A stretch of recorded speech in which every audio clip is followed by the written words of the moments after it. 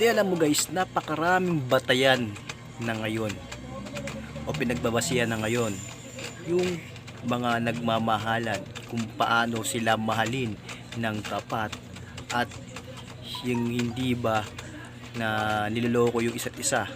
Paano sila magmamahalan nang hindi sila naglolokohan, yung tipong loyal sa kanila.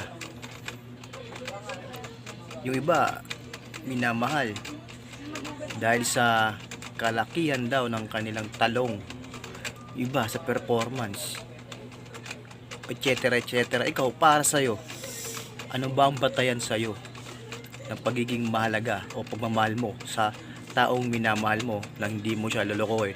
Paano? Sige nga, ikaw.